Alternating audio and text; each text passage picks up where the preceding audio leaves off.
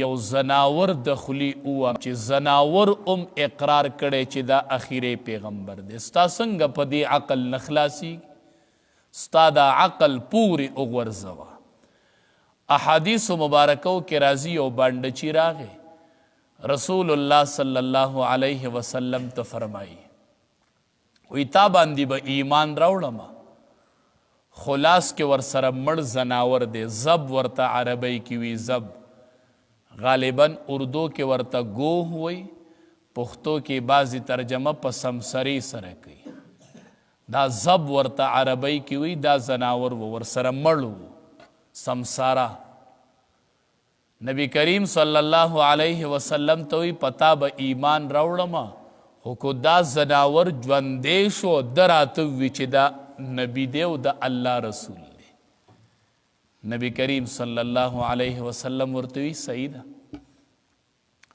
نبی کریم صلی الله علیه وسلم هغې مړ زناور ته آواز وکړو، یا زبو، اے زبا، اے زبا.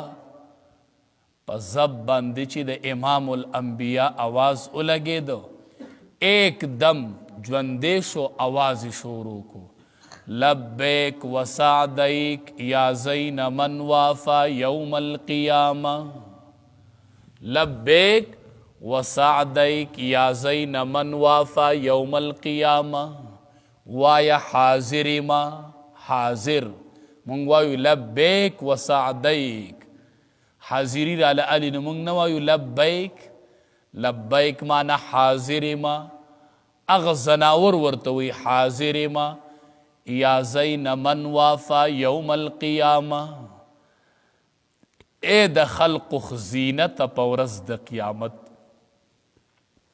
اے د خلق ښکلا په ورځ د محشر.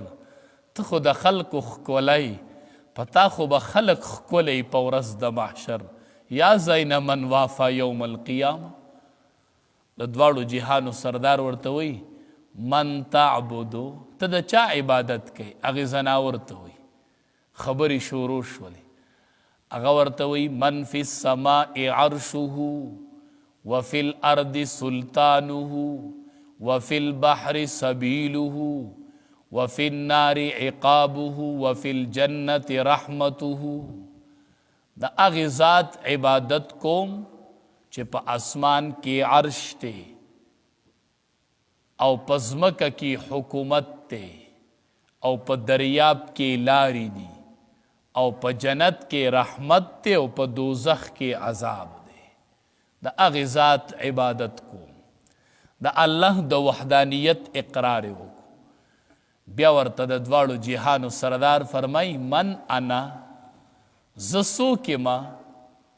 ما باره کې دې څه خیال دی؟ من انا، زه څوک یم؟ اوس جواب ورک، اوس غوږ کېده چې دا زناور څه جواب ورکوي. ستا عقل لا اوس هم نه کولاویږي.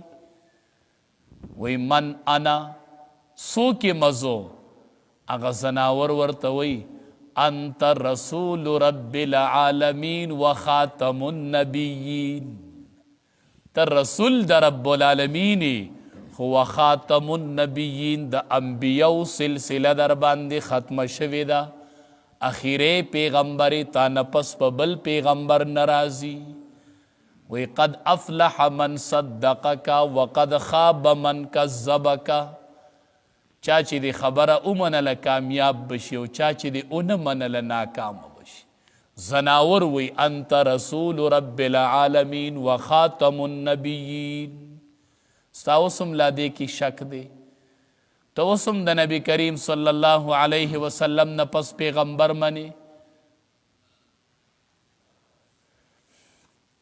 دا ډېره ګناه سړی پې کفر ته وځي. دا کفري عقیده ده، کفري.